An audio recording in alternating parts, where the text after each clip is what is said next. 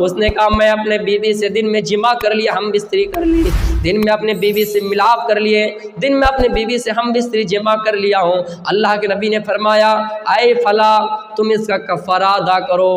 کفارہ ادا کرو، بغیر کفارہ ادا کر کے تمہارے لیے تمہاری بیوی حلال نہیں ہوگی۔ یہ میں 2-4 سال ہی میں پڑھ کے آ جائیں اور غلط فتویٰ لوگوں میں بیان کر دیا جائے۔ میرے پیارے ساتھیو ایک بات یاد رکھنا، برائی کرنا اور پھیلانا کتنی بڑی بات ہے، آسمان اور زمین کا فرق ہے۔ ہم نے برائیاں کی، ہم اکیلے جہنمی ہیں، لیکن ہم اگر برائی پھیلائے، جتنے لوگ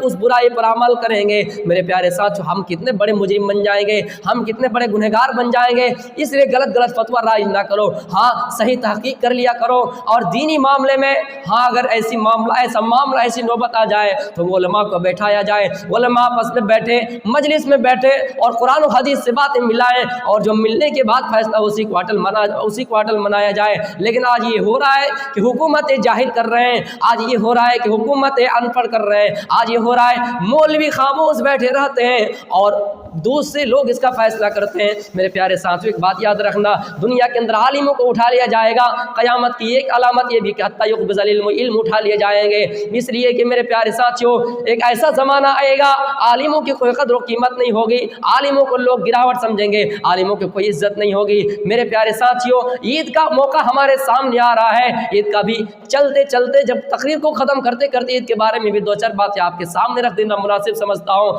میرے پیارے ساتھیو جیسے عید صبح کا سورج طلوع ہو ہمیں عید کی تیاریاں کر لینی چاہیے، اور عید کی تیاری کچھ کھا کر عیدگاہ جانا چاہیے، مٹھائی یا وغیرہ کھا کر جانا چاہیے۔ عید کے بعد ساتھیوں کے گلے سے گلے ملنا چاہیے، عید کے بعد مبارکبادی دینا ہے، عید کے بعد لوگوں کو مبارکبادی پیش کرنا ہے، عید کے بعد خوشیوں سے ایک دوسرے کا گلا ملانا ہے، اپنے ساتھیوں سے ملنا ہے، اپنے دوستوں سے ملنا ہے، عید کے بعد مبارکبادی دینا ہے، اس سے پہلے نہیں۔ میرے پیارے ساتھیوں مٹھائیاں کھا کر عیدگاہ جائیں، ایک راستے سے جائے دوسرے راستے سے آئے، یہ ہے اللہ کے نبی صلی اللہ علیہ وسلم نے ہر چیز کا طریقہ بتایا ہے کہ ایک راستے سے جاؤ دوسرے راستے سے آؤ، تاکہ یہ راستہ گواہی دے سکے فلاں نے روزہ رکھا تھا اور فلاں ایک راستے سے گیا، دوسرا راستہ کہہ سکے یہ اللہ یہ بھی میرے راستے سے آیا ہے، اس لیے آپ ایک راستے سے جائے دوسرے راستے سے آئے۔ میرے پیارے ساتھیوں اس کے بعد اللہ کے نبی فرماتے ہیں کہ عید کے ایام میں، عید کے دن میں تم خوشیاں مناؤ، نمازیں پڑھو، کھیل کود جو اسلام میں جائز وہ کرو، خوشیاں مناؤ۔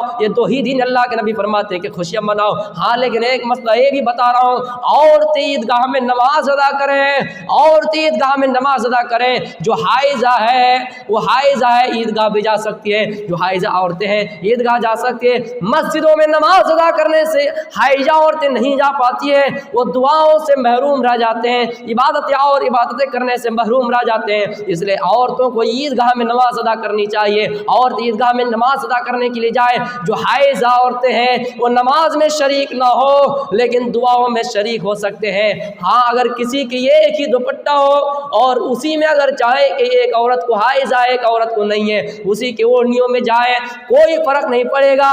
حائض کپڑے میں نہیں، حائض بدن میں نہیں، وہ تو جسمانی طور پر ہوتے ہیں، اس لیے میرے پیارے ساتھیوں وہ اسی کپڑے میں جائے، وہ اسی دوپٹے میں جائے، لیکن عید کا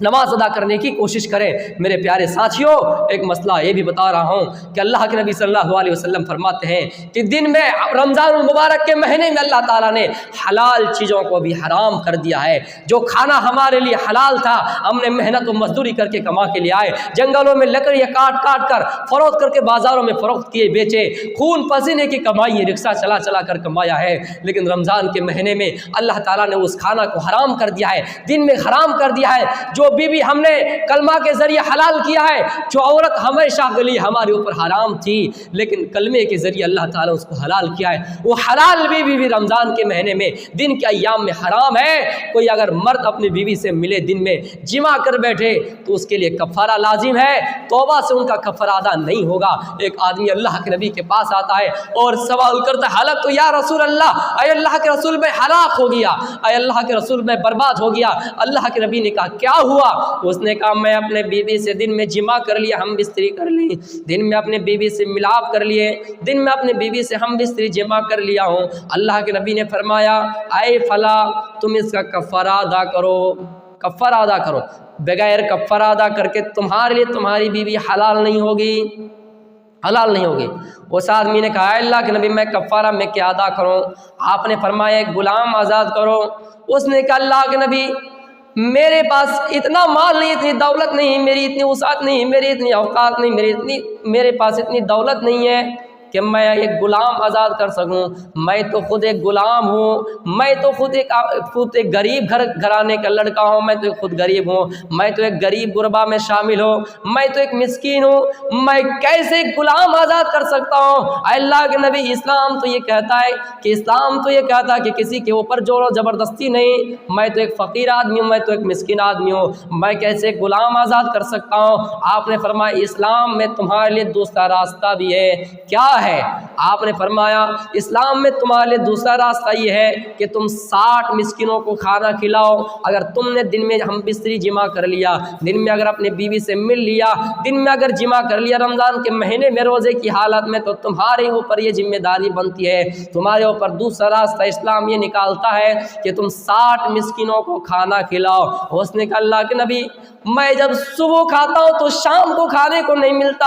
اور جب شام کو کھاتا ہوں تو صبح کھانے کو کچھ نہیں ملتا، میں کیسے 60 مسکینوں کو کھانا کھلاؤں؟ آپ نے فرمایا ایک کام کرو، اگر تم 60 مسکینوں کو ایک دن میں کھانا نہیں کھلا سکتے ہو تو آج ایک دن ایک مسکین کو کھانا کھلاؤ، پھر دوسرے دن دوسرے مسکین کو بلاؤ اور کھانا کھلاؤ، 60 دن میں 60 مسکین کو کھانا کھلاؤ۔ اس نے کہا اللہ کے نبی میرے پاس اتنی طاقت ہی نہیں، میرے پاس اتنی قوت ہی نہیں کہ میں 60 مسکینوں کو 60 دن میں ہی کھلاؤں، میرے لیے کوئی دوسرا راستہ نکالیے۔ اللہ کے نبی کہتے ہیں اے فلا دوسرا راستہ تمہارے لیے یہ تھا، اب تیسرا راستہ تمہارے لیے نکال رہا ہوں۔ اسلام میں تیسرا راستہ یہ ہے، اسلام میں تمہارے لیے تیسرا راستہ یہ ہے کہ تم 60 دن کا روزہ پیدر پہ مسلسل رکھو۔ اس نے کہا اللہ کے نبی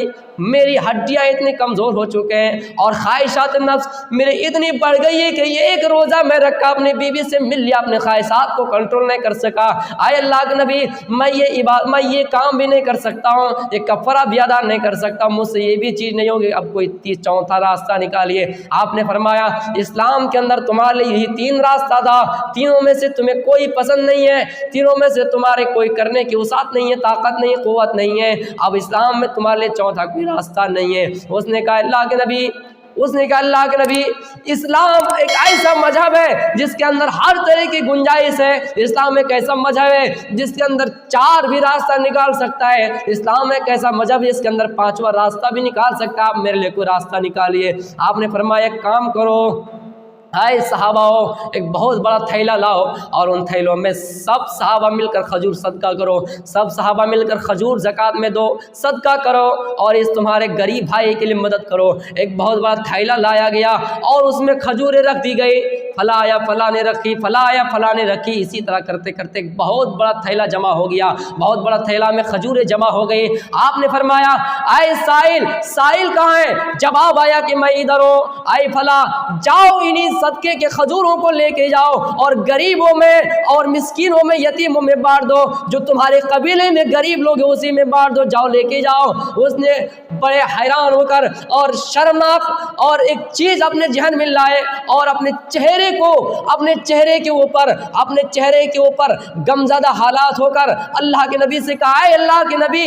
میں یہ بات کیسے تسلیم کر سکتا ہوں اور یہ میں کیسے اقرار کر سکتا ہوں اور کسی غریب کو اور کسی مسکین کو کیسے ڈھونڈ سکتا ہوں، جبکہ ہمارے قبیلے میں، ہمارے شہر میں، ہمارے کنبے میں، ہمارے خاندان میں، ہمارے ملک میں ہم سے زیادہ کوئی غریب ہے ہی نہیں، ہم سے زیادہ کوئی لاچار ہے ہی نہیں، ہم سے زیادہ کوئی مسکین ہے ہی نہیں، پورے قبیلے میں، پورے خاندان میں سب سے زیادہ اگر غریب کو یہ مسکین کو یہ فقیر کو یہ تو میں ہی ہوں، میں کس کو ڈھونڈنے جاؤں، میں کسی مسکین کو ڈھونڈنے جاؤں اور کسی یتیم کو کیسے ڈھونڈنے جاؤں، کسی فقیر کو کیسے ڈھونڈوں جبکہ پورے شہر میں سب سے زیادہ میں غریب ہوں۔ اللہ کے نبی صلی اللہ علیہ وسلم تھوڑی دیر کے لیے ہنس پڑے اور صحابہ بھی ہنس پڑے اور آپ نے فرمایا جاؤ اے فلاں ان تمام کھجوروں کو لے کے جاؤ، ان صدقے کے کھجوروں کو لے کے جاؤ اور اپنے اہل و عیال میں ہی بانٹ دو، خود کھا لو اور اپنے اہل و عیال ہی میں بانٹ دو، تمہارے لیے تمہارا یہ کفارہ ہو جائے گا اور تمہاری بیوی تمہارے اوپر حلال ہو جائے گی۔ میرے پیارے ساتھیوں یہی سے میں اپنی بات کو ختم کرتا ہوں۔ اسلام کے اندر ہر طرح کی گنجائش ہے،